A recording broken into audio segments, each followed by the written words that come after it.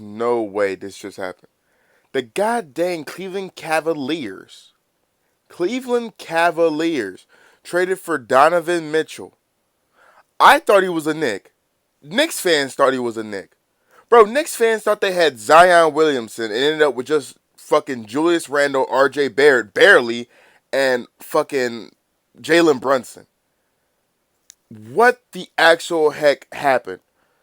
Literally, Cleveland came out of nowhere and like just swooped under the Knicks, everyone's legs, and was like, "Yep, we'll take Donovan Mitchell right now for nothing."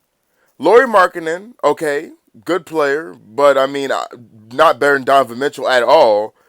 Um, Colin Sexton, I mean, when he played, averaged like 25 points per game. Not Donovan Mitchell though. Someone nice for the Utah Jazz fans to watch though, while they wait for them to rebuild and get Victor hopefully. And who else? OG Abaji, a rookie who we don't even know how good he is. Really, I wasn't paying attention during summer league at OG Abaji. If he's really good in summer league, I mean that doesn't really mean much. We had a lot of players who was really good at summer league and ain't really done none in the NBA. But besides that, and the five picks, I mean, but you gave them Donovan Mitchell, and all their players are young.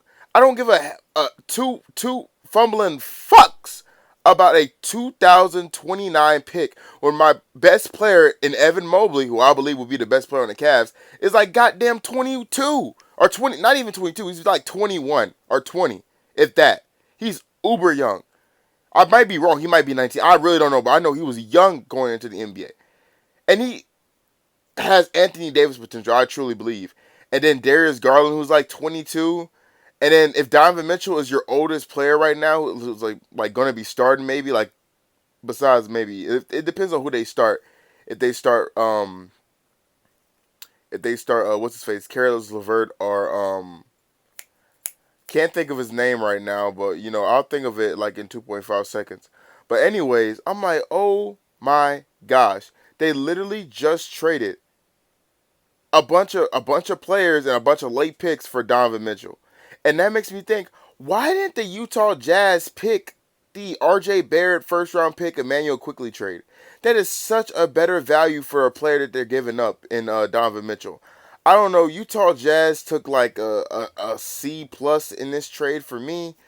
Knicks did an F. Knicks always are an F. The K in Knicks should stand for F. And the goddamn Cleveland Cavaliers get an A plus. The only shit that would make this better if LeBron didn't sign that extension and goes back to the Cavs. Which honestly I wish happened, because if you add LeBron to this team, that is a title team. That is one of the best teams LeBron has ever played with. I wish LeBron was on this team. I wish LeBron was a Cleveland Cavalier right now. But since that can't happen, and I don't know who's going to be their starting small forward between Caris LeVert and what's his face. Oh, I keep on forgetting his name. He's on the screen right now. Avion in post.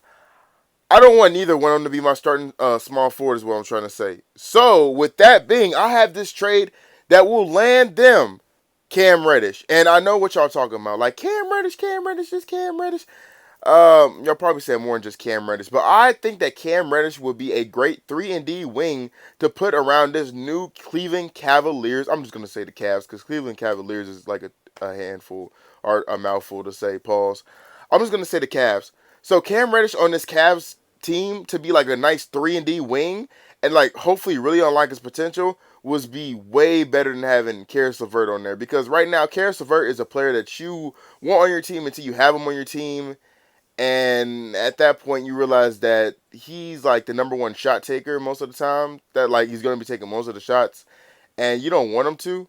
Like the only way for him to really be like successful is for him to get his offense going and then like contribute to like getting others open by having his offense being like that. He has to get his offense going to get his teammates going is what I'm trying to say.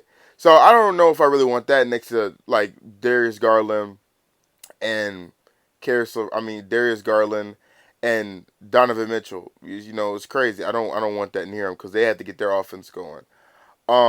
Either way, I mean, if you give them Cam Reddish, we've seen Cam Reddish play lockdown defense in the playoffs before. I'm not gonna say he's the best defender all time or anything like that, but his size at like what 6'8", 6'9", uber long wingspan, a ability to shoot. If all he does is play defense, bro, that's all you can ask for. And he has a offensive bag, which is more than some people on the Cavs have. You know who you are. You know who you are. You got to have an offensive bag. You play really good defense, but come on, man. Come on, man.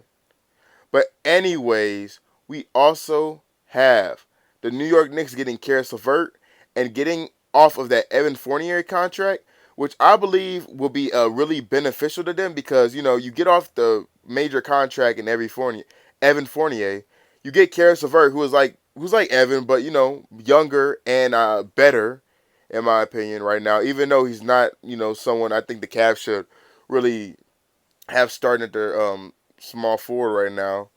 Um, the Indiana Pacers, they get the 28, 29, whatever Lakers picks they got, the two Lakers picks, and probably a pick from the Knicks too, like a future unprotected picks to take on all these contracts, and then they get a player in Austin Reaves who they could be happy about. The Los Angeles Lakers get Myles Turner and Buddy Hield, which massive improvement.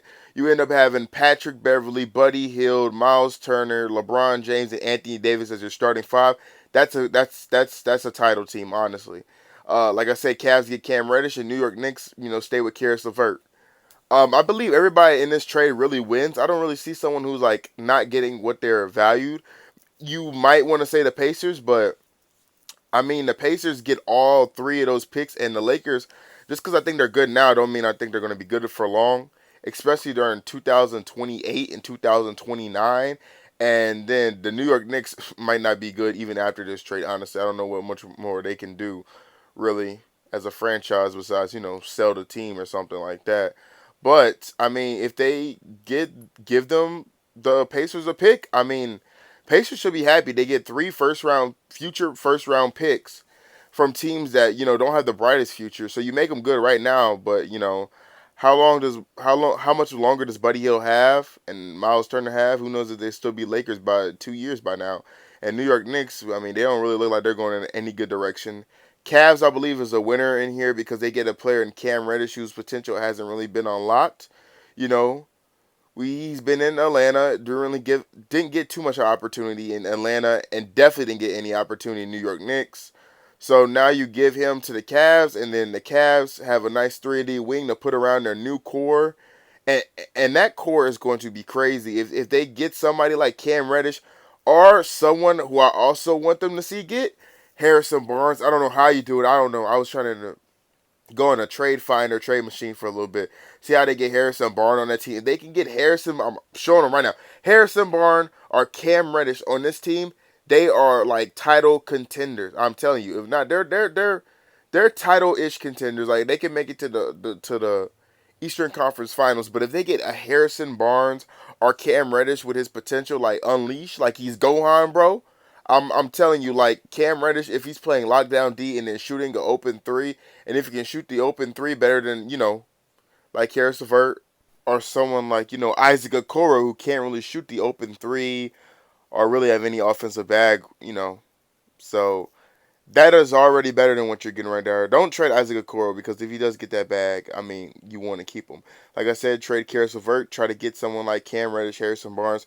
They need what everybody in the NBA needs right now. A nice 3-and-D wing, and those are the two 3-and-D wings I really want them to get. Um, like damn, I mean, the Cavs are good. Like the Cavs are good. I'm happy to be a Pelicans fan and Donovan Mitchell ass out of the West. Opens up a new spot. Lakers, I mean, they get better, but I mean, who really knows with the Lakers? Pacers, continuing to rebuild. I think it's great for them to get picks. Knicks, I mean, it's a Knicks move. I mean, Caris LeVert, it'll make you happy. You'll be like, oh, we got Caris LeVert.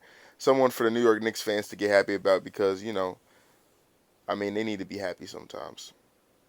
But anyways, that's it. I'll talk to y'all later.